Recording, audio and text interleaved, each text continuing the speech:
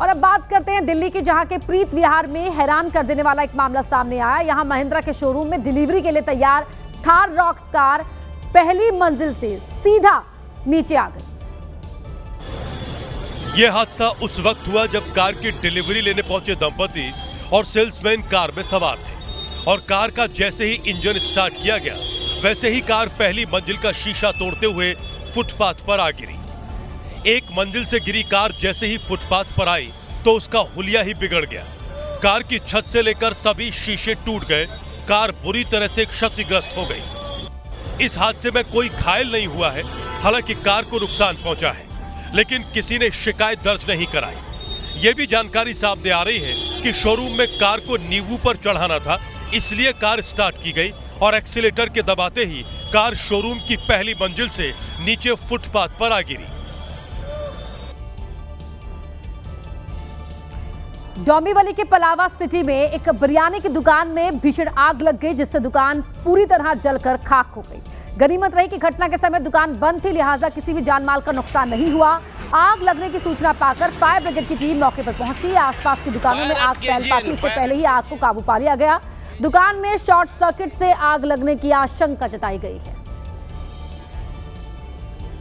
तस्वीरें ठाणे की डोंबिवली की आप टीवी स्क्रीन पर देख रहे हैं, जहां पर बिरयानी की दुकान में आग लग गई। आग बाकी की दुकानों में फैल पाती, इससे पहले ही आग को काबू कर लिया गया।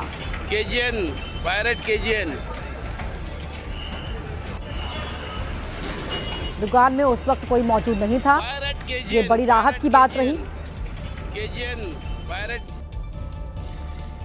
ग्रेटर नोएडा के निजी कॉलेज में हॉस्टल के कमरे में गोलीकांड से सनसनी फैल गई। दो छात्रों के बीच कहासुनी के बाद ताबड़तोड़ गोलियां चली। गोली की आवाज सुनकर जब वार्डन और सिक्योरिटी गार्ड मौके पर पहुंचे तो कमरे का दरवाजा अंदर से बंद था। बालकनी का शीशा तोड़कर दरवाजा खोला गया तो एमबीए की पढ़ाई करने वाला दीपक और पीजीवीएम का छात्र देवांश चौहान गंभीर रूप से घायल हालत में मिले। दोनों को अस्पताल ले जाया गया, जहां डॉक्टर्स ने दीपक को मृत घोषित कर दिया। पुलिस को मौके से लाइसेंसी रिवॉल्वर, 4 जिंदा कारतूस, 2 खोखे, मोबाइल और लैपटॉप मिले हैं। पूरे मामले की कई एंगल से जांच की जा रही है।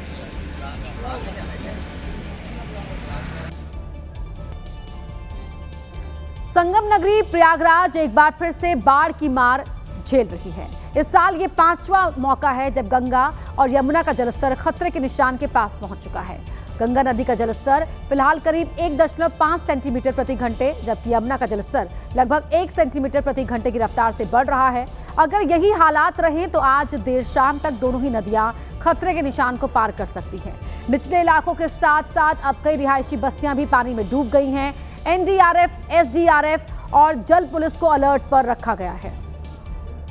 संगम नगरी प्रयागराज में एक बार फिर से बाढ़ का खतरा मंडराने लगा है और इस वक्त हम जहां पर मौजूद हैं वो संगम रिवर फ्रंट रोड है। आप देख सकते हैं कि जहां कभी इस रोड पर गाड़ियां दौड़ा करती थी, लेकिन अब ये पूरा जो इलाका है वो पानी में जलमग्न हो चुका है। और तस्वीरों में हम आपको दिखा रहे हैं कि देखिए जो मकान है वो लगभग पानी में आधे डूब चुके हैं। और सामने तस्वीरें देखिए कि जो यहाँ पर स्ट्रीट लाइट है उनके खंभे भी पानी में पूरी तरीके से डूबे हुए हैं। और आप सामने की तस्वीरें हम आपको दिखा रहे हैं, जो सामने का जो इलाका है वो छोटा बखाड़ा है। और वो जो छोटा बखाड़ा जो इलाका है वो भी आप देख सकते हैं कि आधा जो मकान है वो पूरी तरीके से पानी के आगोश में समा चुका है। और देखिए यहाँ पर नाव भी खड़ी हैं, नाव का संचालन पूरी तरीके से बंद कर दिया गया है, क्योंकि जिस तरह से लगातार गंगा और यमुना का जलस्तर बढ़ रहा है, आशंका जताई जा रही है कि आज शाम तक दोनों नदियां डेंजर लेवल क्रॉस कर सकती हैं। क्योंकि 5 तारीख की अगर हम बात करें तो 5 तारीख को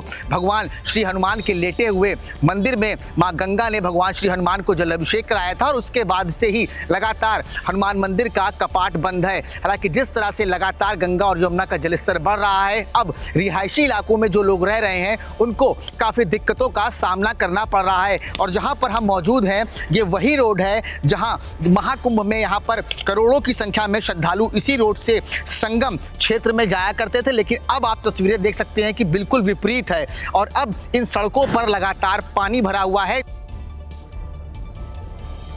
राहुल गांधी आज रायबरेली पहुंचेंगे। दौरे से पहले शहर में लगवाए गए एक बैनर को लेकर वहीं सियासत तेज हो गई है। बैनर में तेजस्वी यादव, राहुल गांधी और अखिलेश यादव को भगवान का दर्जा दिया गया है।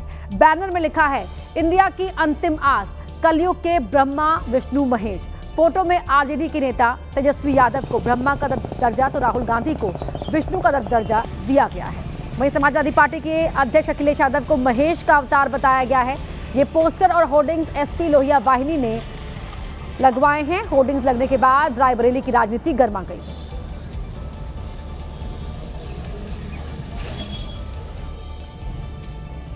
तो ये वही पोस्टर आपके टीवी स्क्रीन पर है जिस पर राजनीति गर्मा गई है। ब्रह्मा विष्णु महेश दिखाया गया है। तेजस्वी यादव, राहुल गांधी और अखिलेश यादव को, राहुल गांधी को विष्णु का अवतार दिखाया गया है तो अखिलेश यादव को महेश का अवतार। रिलायंस फाउंडेशन का वंतारा प्रोजेक्ट सवालों के घेरे में है। 25 अगस्त को सुप्रीम कोर्ट ने आरोपों की जांच के लिए एसआईटी का गठन किया था। अब सूत्र बता रहे हैं कि एसआईटी ने वंतारा के अधिकारियों को सवालों की लिस्ट भेजकर जवाब मांगे हैं। एसआईटी की ओर से वंतारा को जो लिस्ट भेजी गई है उसमें करीब 200 सवाल हैं, जिनका जवाब देने के लिए कहा गया है। कुछ दिन पहले ही सुप्रीम कोर्ट के पूर्व जस्टिस जस्ती चलमेश्वर के नेतृत्व में बनी एसआईटी ने वंतारा का दौरा किया था और यहाँ 3 दिन बिताए थे। इन 3 दिनों में एसआईटी ने वंतारा मैनेजमेंट के सदस्यों से लंबी पूछताछ की। सूत्र बता रहे हैं कि एसआईटी ने वंतारा से उसके सभी अंतर्राष्ट्रीय सहयोगियों को भी बुलाने के लिए कहा है ताकि उनसे पूछताछ की जा सके। गुजरात के जामनगर में 3500 एकड़ एरिया में फैले animal rescue and conservation centre Vantara पर जानवरों को अवैध तरीके से लाने और रखने का आरोप है। आरोप यह भी लगा है कि रेस्क्यू और कंजर्वेशन की सुविधा देने के नाम पर हाथियों, पक्षियों और कई ऐसे जानवरों की तस्करी की जा रही है जो लुप्त हो रहे हैं। सूत्रों के मुताबिक एसआईटी अपनी जांच में सीबीआई, ईडी और कस्टम्स जैसी केंद्रीय जांच एजेंसीज को भी शामिल कर सकती है। वहीं वंतारा का कहना है कि वो पूरी तरह से कानून का पालन कर रहा है और जांच में पूरा सहयोग दे रहा है। मध्य प्रदेश के बैतूल में सरकारी लापरवाही का मामला सामने आया है। खराब सड़क की वजह से एक मरीज को चारपाई पर लेटाकर करीब 1 किलोमीटर तक ले जाना पड़ा। भीमपुर विकासखंड के ग्राम सांगवानी तक पहुंचने के लिए कोई सड़क नहीं है, लिहाजा तबियत बिगड़ने पर मरीज को लेने के लिए आई एम्बुलेंस गांव से 1 किलोमीटर दूर ही रुक गई। बुजुर्ग की तबियत ज्यादा बिगड़ गई थी, इसकी वजह से परिजनों ने बल्लियों से बांधी हुई चारपाई पर उन्हें लेटाया और कच्ची सड़क से एम्बुलेंस तक ले गए। गांव में रोड नहीं होने की वजह से आए दिन गांव वाले इस तरह जान जोखिम में डालकर सफर तय करते हैं।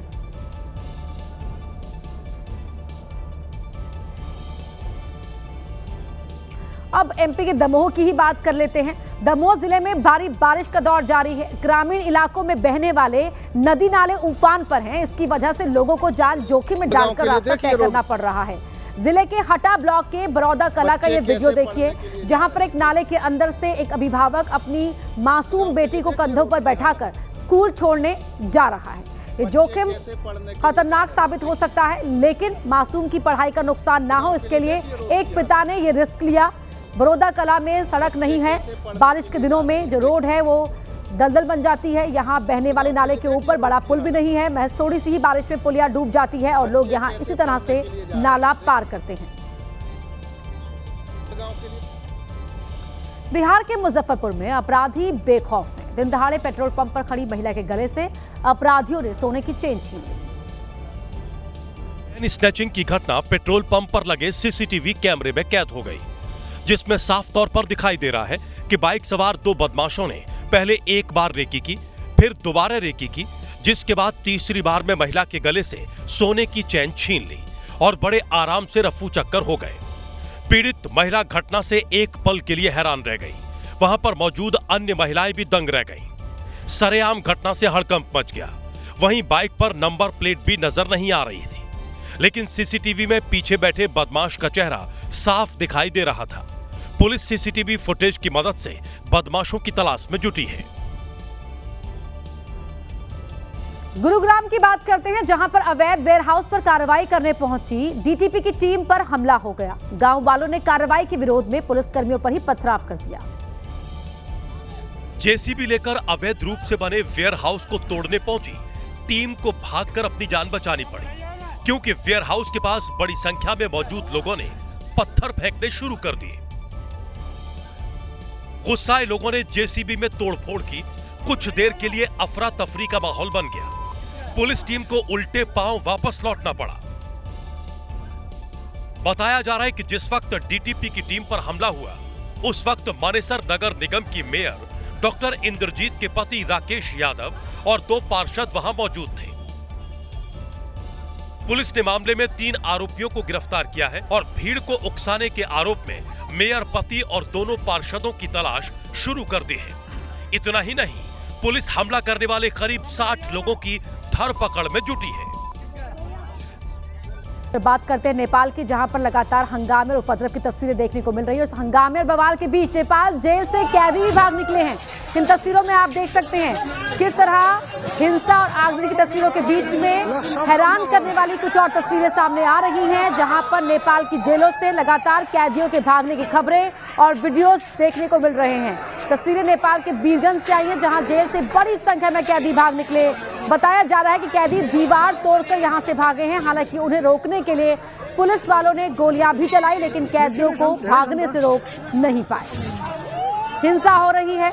वहीं अब नेपाल के रौतहट जिले की गौर जेल से 233 कैदियों के फरार होने की खबर सामने आई है। जेल प्रशासन के मुताबिक जेल में मौजूद लगभग सभी कैदी फरार हो चुके हैं।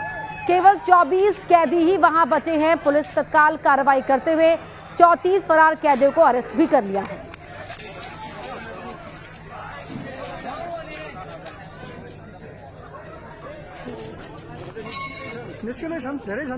ये तस्वीरें आ रही हैं नेपाल की जेलों से, जहां से लगातार कैदियों की भागने की खबरें और वीडियो सामने आ रहे हैं।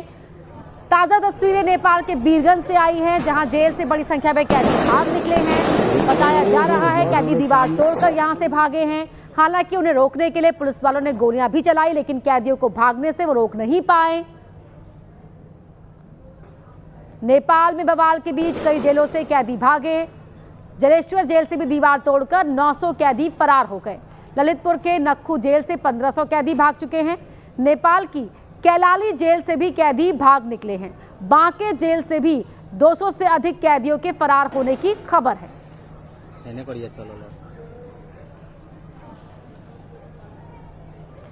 तो हिंसा के दौरान नेपाल की जेल से फरार होते कैदियों की तस्वीरें आपके टीवी स्क्रीन पर है। एक तरफ सड़कों पर वहां कोहराम मचा हुआ है, लगातार आगजनी हो रही है, उपद्रव देखने को मिल रहा है, तो वहीं दूसरी ओर ये तस्वीरें नेपाल के हिस्सों की अलग अलग जेलों से देखने को मिल रही है। नेपाल के जो अलग अलग हिस्सों में जेलें हैं वहां से देखने को मिल रही है। अब कैदी लगातार वहां से भाग रहे हैं। बड़ी खबर का रुख कर रहे हैं। दिल्ली में चुनाव आयोग की बड़ी बैठक जारी है। एसआईआर से जुड़े सभी अधिकारियों को निर्देश दिया गया है, आधार कार्ड को पहचान प्रमाण पत्र के तौर पर स्वीकार किया जाए। तमाम अधिकारी जो एसआईआर की प्रक्रिया में लगे हुए हैं उनको ये निर्देश दिए गए हैं। चुनाव आयोग की इस बड़ी बैठक में जो इस समय भी चल रही है, ये महत्वपूर्ण बैठक जहां आधार को पहचान प्रमाण पत्र माना जाए, उसके निर्देश अधिकारियों को दे दिए गए हैं कि स्वीकार किया जाए। कोई भी मतदाता अगर अपने आधार कार्ड को बतौर पहचान प्रमाण पत्र देता है, जमा करवाता है, तो उसे स्वीकार किया जाए। ये सभी अधिकारियों को निर्देश दे दिए गए हैं। सुप्रीम कोर्ट के अनुसार यहाँ पर आधार कार्ड को भी शामिल कर लिया गया है। पहचान प्रमाण पत्र के तौर पर उसकी स्वीकार्यता मिल गई है। अंकित गुप्ता हमारे सहयोगी फोन लाइन पर जुड़ रहे हैं। अंकित, क्या है पूरी जानकारी? देखिए, ये जो है ये सुप्रीम कोर्ट के जो आदेश के बाद में चुनाव आयोग ने ये आदेश जारी किया है तमाम उन चुनाव अधिकारियों को जो बिहार में एसआईआर की प्रक्रिया से जुड़े हुए हैं। इसमें महत्वपूर्ण क्या है? इसमें महत्वपूर्ण ये है कि इससे पहले जो चुनाव आयोग का जो आदेश था उसमें 11 दस्तावेजों का जिक्र था। वो 11 दस्तावेज जिसके आधार पर ये कहा जा रहा था कि आप अपना जो है जो लोग मतदाता है वो अपना फॉर्म जमा कर सकते हैं। लेकिन अब जो सुप्रीम कोर्ट के उस आदेश के बाद में चुनाव आयोग ने ये कहा है कि आधार को भी 12वें दस्तावेज के तौर पर स्वीकार किया जाएगा। यानी कि अगर किसी के पास 11 दस्तावेज नहीं है तो वो 12वें दस्तावेज के तौर पर आधार के साथ में अपना फॉर्म जमा कर सकता है। लेकिन यहाँ ये भी बताना जरूरी है कि आधार को सिर्फ एक पहचान पत्र के तौर पर ही फॉर्म के साथ में जमा किया जा सकेगा। इसका मतलब क्या हुआ? इसका मतलब ये हुआ कि आधार के आधार पर किसी भी व्यक्ति का नाम मतदाता सूची में शामिल कर लिया जाएगा, ये नहीं होगा। लेकिन हाँ, इतना जरूर है कि अगर किसी को शंका थी कि वो फॉर्म देना चाहता है और नहीं दे पा रहा है तो वो आधार के साथ में अपना फॉर्म दे सकता है। एक और महत्वपूर्ण चीज इसमें ये भी है कि अब जो है अगर किसी अधिकारी को ऐसा लगता है कि आधार सही नहीं है तो वो आधार की सत्यता के लिए भी और अतिरिक्त दस्तावेज मांग सकते हैं। नेपाल में सोशल मीडिया बैन और करप्शन के खिलाफ जारी आंदोलन का तीसरा दिन है। हिंसक प्रोटेस्ट रोकने के लिए सेना ने मंगलवार रात 10 बजे से ही पूरे देश का कंट्रोल अपने हाथ में ले लिया। नेपाली सेना का दावा है कि हालात का फायदा उठाकर कुछ उपद्रवी आम लोगों और सरकारी प्रॉपर्टी को नुकसान पहुंचा रहे हैं। लूटपाट और आग लगाने जैसी हरकतें हो रही हैं। ऐसी गतिविधियां बंद कर दी जाए। प्रदर्शनकारियों के गुस्से को देखते हुए केपी शर्मा ओली ने प्रधानमंत्री पद से इस्तीफा देकर काठमांडू छोड़ दिया है। इससे पहले आंदोलनकारियों ने केपी ओली के निजी घर, राष्ट्रपति भवन और सुप्रीम कोर्ट में आग लगा दी थी। राजधानी काठमांडू और आसपास के इलाकों में झड़पों और आगजनी में अब तक 24 लोग मारे जा चुके हैं, जबकि 400 से अधिक लोग घायल हुए हैं। आंदोलनकारियों ने कल नेपाल के 3 पूर्व प्रधानमंत्री शेर बहादुर देउबा, झालानाथ खलान और पुष्पकमल दहल प्रचंड के घर में आग लगा दी। उनकी भलाई के लिए कल्याणकारी काम करते हैं, वैसा काठमांडू में कुछ भी नहीं रहा। नेपाल में भड़के लोगों ने ना सिर्फ संसद भवन को तबाह किया, बल्कि जितने भी सरकारी बिल्डिंग, इंस्टीट्यूशंस और मंत्रियों और सांसदों के बंगले थे, उनका कुछ नहीं छोड़ा। इस वक्त मैं मौजूद हूं उस संसद भवन में जिसे कल कई घंटों के संघर्ष के बाद जनता ने सेना और आर्मी से अपने कब्जे में ले लिया था। और ये वही संसद भवन की बिल्डिंग है जिस हिस्से में सांसद, मंत्री और जनता के चुने हुए नुमाइंदे बैठकर नेपाल के हित में ये दावा करते थे कि यहाँ से उनकी कल्याणकारी योजनाएं बनाई जाती हैं। उस बिल्डिंग का हाल देखिए। ये पूरा हॉल जिसकी छत बैठ चुकी है, इसे जनता ने कल आग लगा दी थी। लोगों का गुस्सा ये था कि सरकार भ्रष्टाचारी है और उनके इस आरोप के बाद उन्होंने कहा कि केपी ओली शर्मा की सरकार उनके मंत्रियों को, उनके सांसदों को और नेपाल में सत्तासीन लोगों को अब कोई हक नहीं।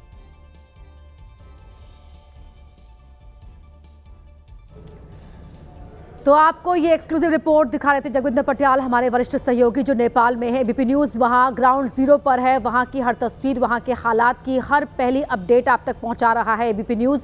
और लगातार वहाँ पर जो हालात हैं, अभी भी उन हालातों को देखते हुए चिंता बनी। ऐसे ही हालात prime minister office, prime minister के घर, राष्ट्रपति भवन और तमाम उन इमारतों के साथ देखने को मिले जहां जहां सरकार या फिर शासन के लोग या मंत्री बैठते थे। लेकिन ये देखिए, ये उसी संसद भवन जिसे यहाँ नेपाल में संघीय संसद कहा जाता है, उस संघीय संसद के हॉल की हालत है।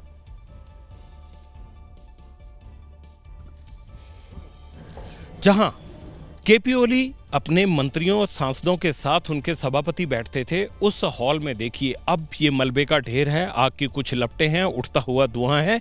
और ये बता रहा है कि जिन लोगों ने यहाँ इन नुमाइंदों को चुनकर भेजा था, उस जनता को, उस वोटर को अब इन मंत्रियों में, इन सभापति में, इन प्राइम मिनिस्टर में, इन जो सांसद हैं उनमें यकीन नहीं रहा, भरोसा नहीं रहा। उन पर आरोप लगाते हुए इस ऐतिहासिक संसद बिल्डिंग की ये हालत की गई है। पूरी बिल्डिंग की छत गिर चुकी है। और जहां इस वक्त मैं मौजूद हूं, ये शायद पहले ऊपर हुआ करती थी। और ये पूरा हॉल जो है, इस हॉल के अंदर एक लॉबी बनी हुई थी। यहाँ पे इस लॉबी में बैठकर नीचे संसद की कार्रवाई को देखा जा सकता था। लेकिन अब यहाँ देखने लायक कुछ नहीं बचा। मुझे ये लगता है कि ये नेपाल के इतिहास का वो एक काला पन्ना है जो केपी ओली की सरकार के बारे में बार बार लोगों को ये याद दिलाता रहेगा कि संघीय संसद की इस बिल्डिंग को इस खंडर से भी बुरी हालत में तब्दील उसी जनता ने किया है जिसने यहाँ बैठने वाले नुमाइंदों को चुनकर अपना वोट डालकर उनके कल्याण के लिए योजनाएं बनाने की खातिर भेजा था। मगर उन योजनाओं से वो कितने संतुष्ट थे, इसको बिल्डिंग और इसके आसपास के इलाके को देखकर ये पता लग जाता है कि इतना गुस्सा शायद तभी होता है जब कोई भी शासक अपनी जनता की परवाह किए बिना सिर्फ अपने और अपनों की चिंता करता है। ये धुआं नहीं है, ये उन लोगों का गुस्सा है।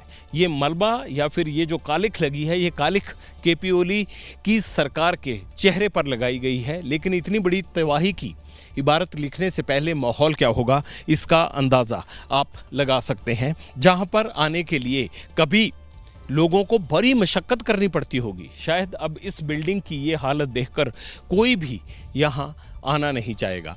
इस तरह की यादें हमेशा एक काले स्याह पन्ने की तरह लिखी जाती हैं उस देश, उस राज्य, उस रियासत के इतिहास में। जिसके बारे में लोगों को ये लगता है कि वो शासक अपने बारे में काम कर रहा है, जनहित में नहीं।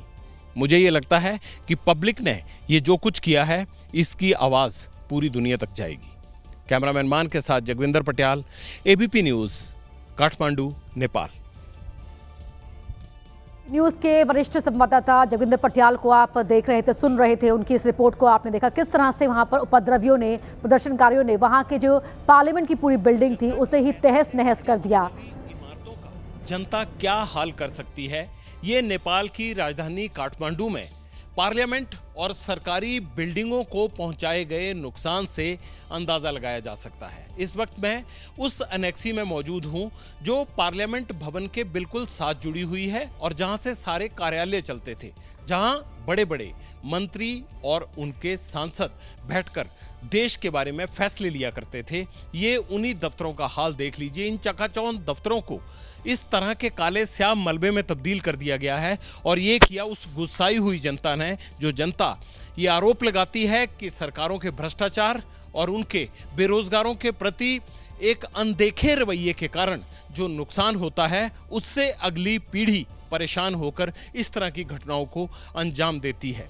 इस नेपाल की संसद में कभी आम आदमी को आने के लिए सैकड़ों पापड़ बेलने पड़ते होंगे, सैकड़ों सिफारिशें लगानी पड़ती होंगी, लेकिन अब इन खंडरों में मुझे नहीं लगता कि कोई यहाँ अपना पैर भी डालना चाहेगा। और जिस तरह की तस्वीर यहाँ तोड़फोड़ की और आगजनी की लिखी गई है, मुझे लगता है कि ये इतिहास में गवाह के तौर पर जिंदा रहेगी। जिंदा ही नहीं रहेगी बल्कि आने वाली सरकारों को ये भी याद दिलाती रहेगी कि जब जब जनता ने ये फैसला किया है कि सरकार उसके हित का काम नहीं करती है तो उसको कैसे हटाना है, कैसे सजा देनी है, कैसे दोबारा वो देश की सत्ता में काबिज ना हो पाए, इसका सबक इसी पार्लियामेंट भवन से मिलता है। और शायद ये नेपाल के सियासतदानों के लिए वो सबसे बड़ा सबक है जिस सबक को शायद वो कभी दोबारा याद करना नहीं चाहेंगे। लेकिन जितनी स्याही संसद की इन दीवारों पर लगी है, जितना धुआं और आग इन दीवारों ने झेला है, मुझे ये लगता है कि वो नेपाल के इतिहास से इस कड़वे सच को मिटने नहीं देंगे। हाँ, एक बात जरूर है, नेपाल को दोबारा से पटरी पर आने में ना सिर्फ बड़ा बजट खर्चना पड़ेगा, लेकिन वो भरोसा जीतना पड़ेगा जो आज सड़कों पर नीलाम हो चुका है। कैमरामैन मान के साथ जगविंदर पटियाल, एबीपी न्यूज, काठमांडू, नेपाल। ये अलग अलग तस्वीरें और एबीपी न्यूज़ के संवाददाता से जरिए आप तक जो ग्राउंड जीरो से रिपोर्ट आपने देखी वो बता रही है कि वहां पर क्या हालात बने हुए हैं। और इस बीच एक बड़ी खबर का रुख कर रहे हैं। नेपाल में सेना ने आदेश जारी कर दिया है। अवैध हथियार सरेंडर करने के लिए सेना ने कहा है प्रदर्शनकारियों से सुरक्षा कर्मियों को हथियार सौंप दे। यह वहां पर सेना ने तमाम प्रदर्शनकारियों से ये कहा है कि वो सुरक्षा कर्मियों को हथियार सौंप दे, जो उन्होंने अवैध तरीके से हथियार हासिल किए हैं उन हथियारों का सरेंडर कर दे। ये बड़ी खबर आपको बता रहे हैं। सेना ने वहां मोर्चा संभाल लिया है। लगातार जो सेना चीफ हैं वो प्रदर्शनकारियों से शांति बनाए रखने की अपील भी कर रहे हैं और अब उन्होंने ये आदेश जारी किया है कि अवैध हथियार सौंप दो। काठमांडू में ठीक उसी गेट के बाहर खड़ा हूं जहां पर 24 घंटे पहले आपको ये दिखा रहा था कि कैसे लोगों और पुलिस के बीच में टकराव चल रहा था। यहाँ टीयर गैस के छेल छोड़े जा रहे थे और उधर से पथराव हो रहा था। लेकिन अब जनता ने जब इस संसद भवन में अंदर घुसकर आगजनी और तोड़फोड़ की, उसके बाद की ये तस्वीरें आप देखिए कि चारों तरफ तबाही का मंजर नजर आ रहा है, हर तरफ आगजनी है। इस जगह आखिरी तस्वीरें कल आपको मैंने उस वक्त दिखाई थी जब यहाँ भीड़ घुस चुकी थी और इस बिल्डिंग को आग लगा दी गई थी। लेकिन आग लगने के बाद हालात क्या हैं? यहाँ आर्मी ने मोर्चा संभाला हुआ था, उस मोर्चे को कैसे भेदा गया, कैसे अंदर आगजनी को अंजाम दिया गया, ये सब तस्वीरें आप थोड़ी ही देर में देखेंगे जब हम आपको पार्लियामेंट के अंदर जाके दिखाएंगे, क्योंकि अभी भी यहाँ पर काफ़ी आग लगी हुई है, अंदर से धुआं निकल रहा है। लेकिन फिलहाल जितनी तस्वीरें हम अंदर से आपको दिखा पाएंगे उसकी एक कोशिश करके देखते हैं। ये देखिए तबाही की ये तस्वीर है।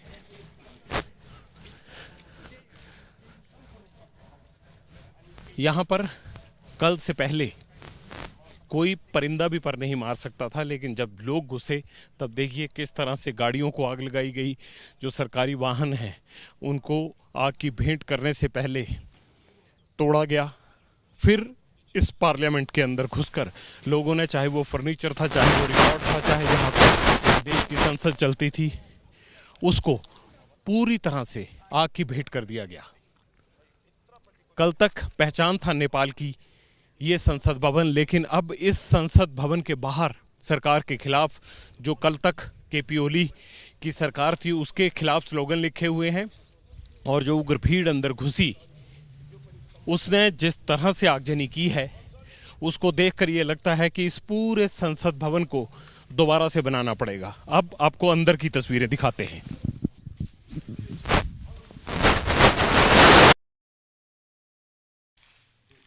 संसद भवन के रिसेप्शन एरिया का हाल देख लीजिए। आग लगने के बाद पूरा रिसेप्शन एरिया को, चाहे ऊपर जाने के लिए कॉरिडोर बना हो, उसे तहस नहस कर दिया गया। आग में सारी दीवारों के अलावा जितनी भी इसमें खूबसूरती और नक्काशी की गई थी वो सारी जल चुकी है। अब पहली मंजिल की तरफ लेके चलते हैं जहाँ से प्रवेश किया जाता है इस संसद में। गैलरी नुमा ऊपर कॉरिडोर बना हुआ है।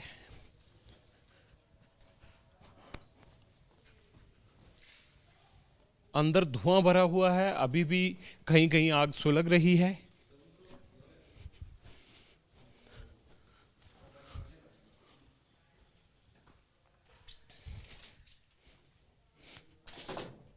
पार्लियामेंट के जो ऑफिसेज ऊपर बने हुए थे ये सब जल चुके हैं।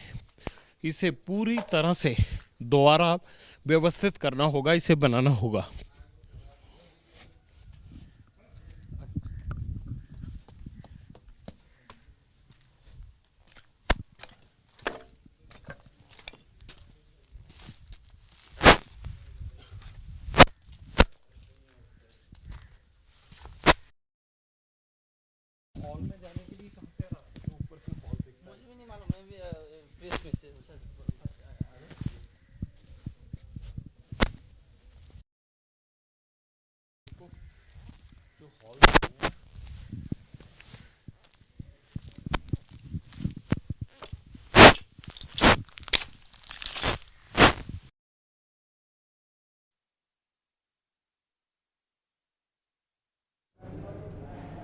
तस्वीरें आपको दिखा रहे हैं एक्सक्लूसिव। वहां पर किस तरह से सब कुछ फिलहाल तहस नहस दिखाई दे रहा है और ये उपद्रवी का गुस्सा किस तरह से फूटा है इमारतों में, वो आप देख सकते हैं। सब कुछ बर्बाद हो चुका है। कल तक जो इमारतें वीवीआईपीज़ की हुआ करती थी वहां पर आम लोगों की एंट्री बहुत मुश्किल थी। उन इमारतों का क्या हाल किया है आंदोलनकारियों के गुस्से ने, वो इन तस्वीरों को देखकर आप समझ सकते हैं। एबीपी न्यूज़ आप तक पहुंचा रहा है ग्राउंड जीरो की हर एक तस्वीर।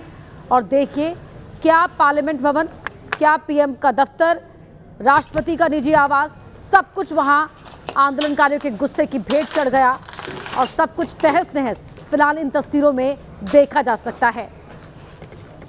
अंदर की जो दीवारें हैं उनका क्या हाल है, दरवाजे, जो फर्नीचर वहां पर रखा हुआ था, यहाँ पर तमाम अहम सरकारी दफ्तर थे, वो सब कुछ बर्बाद हो चुके हैं।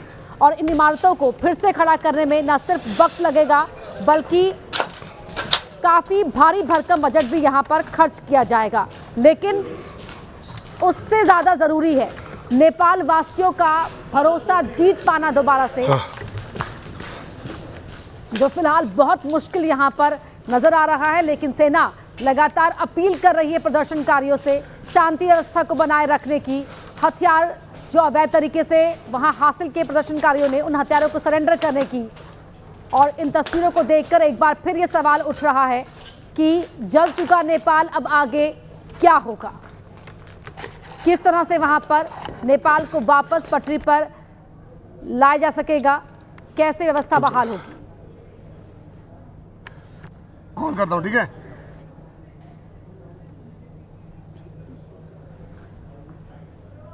तस्वीरों में आप देख सकते हैं क्या गाड़ी, क्या इमारत, सब कुछ आग के हवाले कर दिया गया।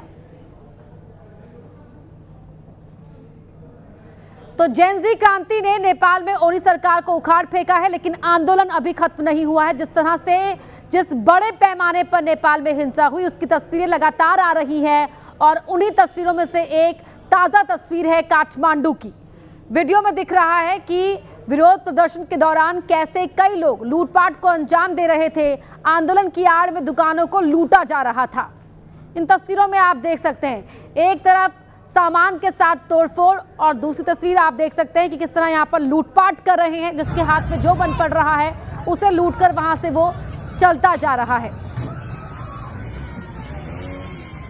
ये गुस्सा था या इस गुस्से के बीच में इन लोगों के लिए मौका। आप देख सकते हैं गाड़ियों में भर भर के सामान लाद कर यहाँ लोग ले जा रहे हैं। कुछ प्रदर्शनकारी उपद्रव कर रहे हैं, सामान को तोड़फोड़ कर रहे हैं, तो कुछ सामान पर हाथ साफ करते हुए यहाँ देखे जा सकते हैं।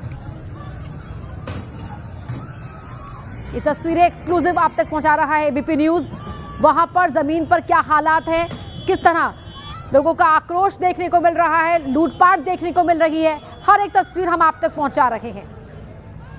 नेपाल का हर हिस्सा इस समय इस आक्रोश की आग में जल रहा है और किस तरह वहां नुकसान पहुंचाया जा रहा है वो हर एक कोशिश की जा रही है व्यवस्था को ठप करने की। वो इन तस्वीरों को देखकर आप समझ सकते हैं। लूटपाट करने में भी लोग यहाँ पीछे नहीं है। जो बाइक पर है वो बाइक पर ही सामान लूट कर ले जा रहा है, जो गाड़ी में है वो गाड़ी में सामान भर कर ले जा रहा है और आक्रोश का ये रंग भी वहां देखने को मिल रहा है। हिंसा उपद्रव के बीच ये तस्वीरें बड़े सवाल करती है कि जो हिंसा की गई वो असल में जन सरोकार के मुद्दों पर जो बदइंतजामी हुई उनकी वजह से हुई या इसके पीछे कोई षड्यंत्र था, कोई साजिश थी। प्रधानमंत्री ने इस्तीफा दे दिया, उसके बावजूद भी हिंसा क्यों नहीं थम रही है? करप्शन के मुद्दे को लेकर अगर विद्रोह की आग सुलगी तो फिर ये लूटपाट क्यों हो रही है? सरकारी संपत्ति को नुकसान क्यों पहुंचाया जा रहा है? ये भी अपने आप में बड़े सवाल हैं। कल सुबह 6 बजे तक के लिए कर्फ्यू लागू है नेपाल में, लेकिन ये तस्वीरें देखिए बता रही हैं कि किस तरह हिंसा की आग के बीच में लोगों ने लूटपाट का मौका ढूंढ लिया है। दोनों हाथों में भर भर के पूरे परिवार के साथ भी यहाँ पर लोग सामान को लूटते हुए, लूटपाट करते हुए जाते हुए देखे जा सकते हैं।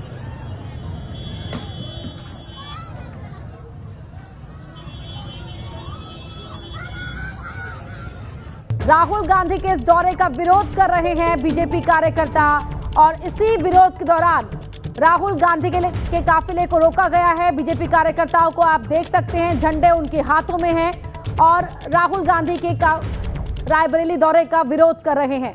2 दिन के दौरे पर रायबरेली पहुंचे हैं राहुल गांधी, सांसद हैं यहाँ पर और देखिए हाय हाय की नारेबाजी भी यहाँ पर की जा रही है।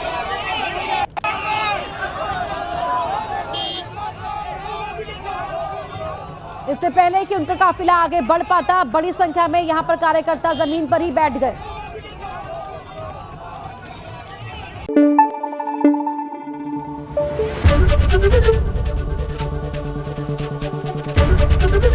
एबीपी न्यूज आपको रखे आगे।